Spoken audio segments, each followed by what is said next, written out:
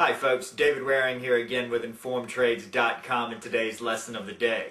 In yesterday's lesson we talked about how most traders use a fixed position size per certain amount of equity in their account as their position sizing methodology, and how this might not be the best way to maximize profits and minimize the losses of a strategy.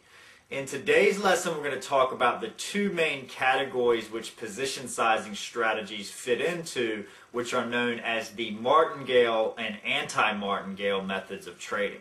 So let's get started. Okay, so a position sizing strategy which incorporates the Martingale technique is basically any strategy which increases the trade size as the trade moves against a trader and or after a losing trade.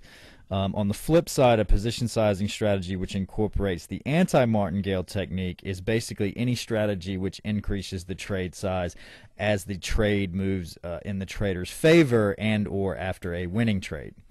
The most basic Martingale strategy is one in which the trader trades a set position size at the beginning of his trading strategy and then doubles the size of his trades after each unprofitable trade, returning back to the original position size only after a profitable trade. Using this strategy, no matter how large the string of losing trades a trader faces, on the next winning trade, they're going to make up all the losses that they've had since the last winning trade, plus a profit equal to the profit of their original trade size. As an example, let's say that a trader is using a strategy on the full-size euro-dollar forex contract that takes profits and losses both at the 200-point level. I like using the euro-dollar forex contract, as you probably noticed in a lot of these lessons, and the reason why is because the point value is $10 on the standard and $1 on the mini forex contract, so it makes it easy just for examples, but this obviously applies to any financial instrument. So the trader starts with $100,000 in his account and decides that his starting position size is going to be 3 contracts, 300,000, and that he will use the basic Martingale strategy to place his trades. So with the below 10 trades, you can see here he starts with 3 contracts. He makes a profit of 6,000. On the next trade, the second trade, trades 3 contracts again. Since he had a winning trade, he loses 6,000. So since he had a losing trade, he doubles to 6 contracts. He loses again. So since he lost again, he doubles again from 6 to 12. This time he has a winning trade to 24,000, and you can see at that point he's not only gotten back profitable, but he's gotten back profitable from the high point of the account before that, which was the 106,000, plus the 6,000 original trade size, a profitable trade size. Okay. And you can see as you go down on the next trade, he goes back, because he's had a winning trade, he goes back to the original trade size and hits a winner there, so he gets 6,000. Next trade is a winner, so he hits 6,000.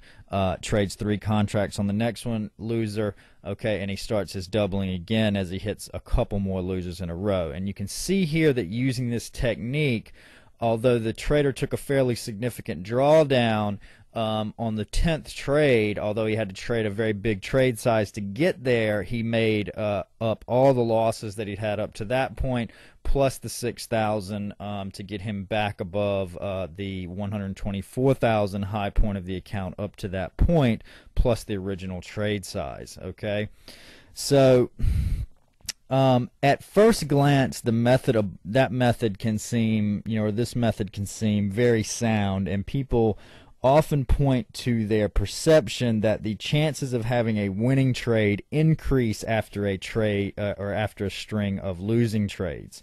Mathematically, however, the large majority of strategies work like flipping a coin, in the sense that the chances of having a profitable trade on any one trade is completely independent of how many profitable or unprofitable trades one has leading up to that point.